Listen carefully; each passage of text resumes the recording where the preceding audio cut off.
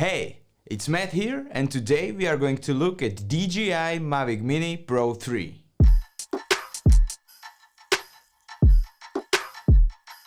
First, I want to say that I'm not a professional pilot. I mostly fly my drone when I'm traveling to get extra footage for my vlogs and Instagram. I owned the classic Mavic Mini since it was released and I was totally happy with it, but the quality of the footage wasn't that good. But at that price point, why not? Unluckily, after my last trip, the rear motors got damaged and the cost of the repair was not worth it. But DJI released Mavic Mini 3 some months ago, so yeah, I upgraded. If you are looking for a new drone or you want to upgrade, maybe this video will help you decide. So let's check what's inside the box.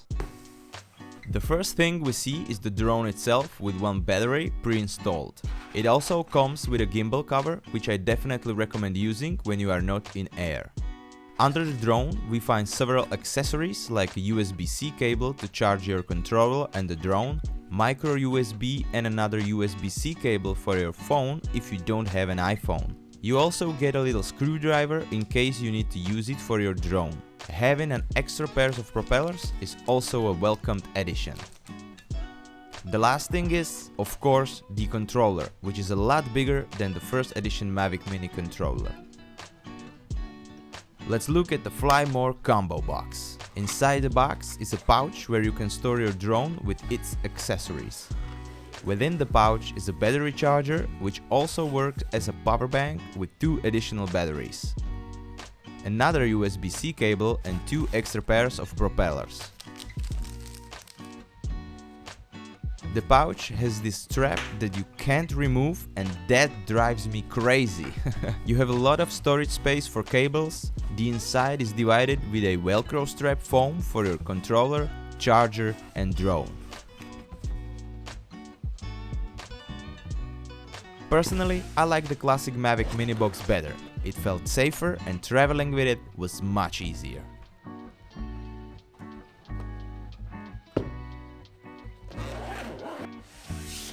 Now that the drone is unboxed, let's talk about what it can do. Let's start with the video options. The maximum resolution of the camera is 4K and maximum frame rate is 60 FPS. You can also change the resolution to Full HD or 2.7K and you can choose from various frame rate options. I was a bit confused because I thought the drone camera can handle more than 60 FPS. It turns out it can, but you need to select the specific slow motion setting. The resolution of the setting is Full HD 120 FPS and you can't change it.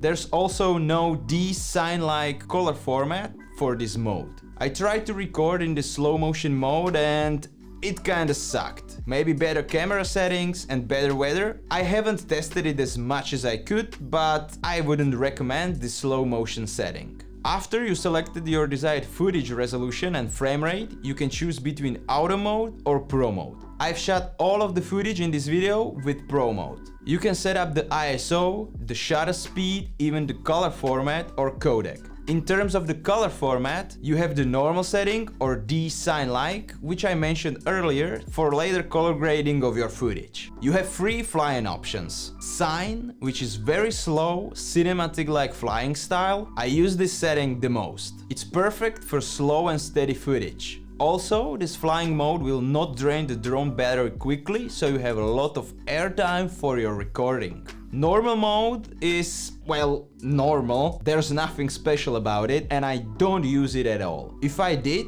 I would use it for moving from one spot to another between shots. The third mode is Sport. It's very fast, you can get quick footage and I recommend using it in strong winds. I fly with sport mode when I'm shooting waves near the coast or when I need to get higher or lower very quickly. Or when a hungry seagull is trying to eat my drone. Yeah, that happened last time. However, you need to be careful because battery life decreases quickly in this flying mode. Even with the sport mode, you can get very steady and nice looking footage, but you need to be precise with the controller. If you want to be creative and you don't have a lot of time on the spot, you can choose from a few quick shots options.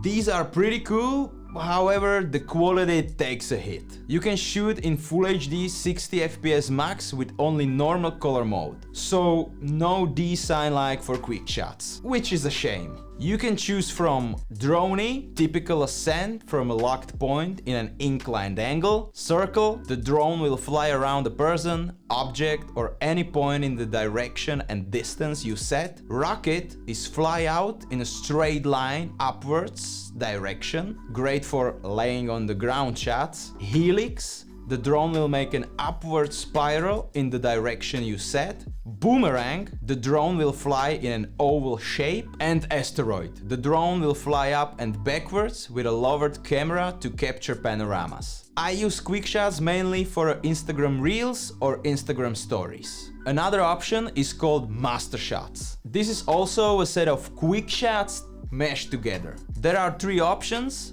portrait, proximity and landscape. These are generated automatically based on the target type and distance. I personally haven't tried them yet because I like to fly my drone on my own. But I assume you can get a cool shot when you don't have much experience flying. You can also use active tracking, which is a cool option for shooting moving subjects. I tried only trace and parallel active track and it turned out great. You draw a box on your screen, the camera will lock onto the subject and will follow you. It's a bit scary, so be sure the drone has nothing in its way. The last video option is Hyperlapse, but unfortunately I haven't had the time to try it out. I love taking photos from a bird's eye perspective, and this Mini Pro 3 does a good job with the quality of the photos. You can set your photos to be just JPEGs or JPEGs plus RAWs. Like in the video mode, you can also set the camera to auto mode or pro mode, so you can adjust the camera settings. The quality of the RAWs is really high and I've had no problem editing them in Lightroom. However, you need to double check what's in focus, so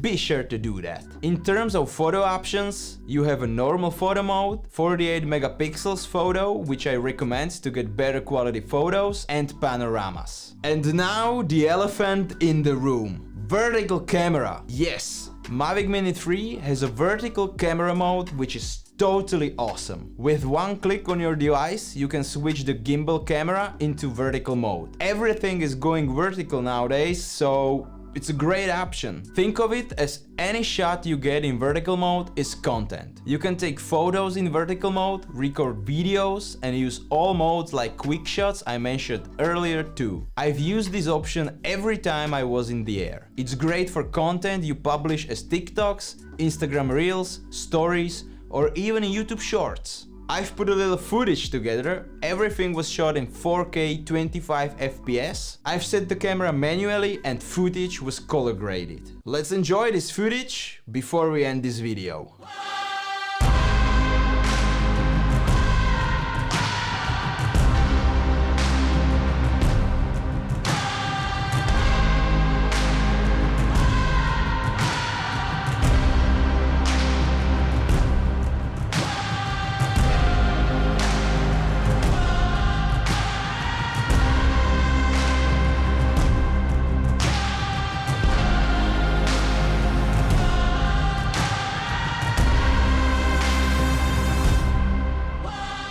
I'm really happy with this upgrade. Footage is looking clean, photos are excellent, the battery life is outstanding, the new controller is much better than the previous one, the vertical camera, a lot of video options and much better flying experience. I totally recommend this drone even at its current price tag. Thanks for watching, be sure to leave your thoughts in the comment section below, support me by subscribing, leave a like and follow me on Instagram. See you soon!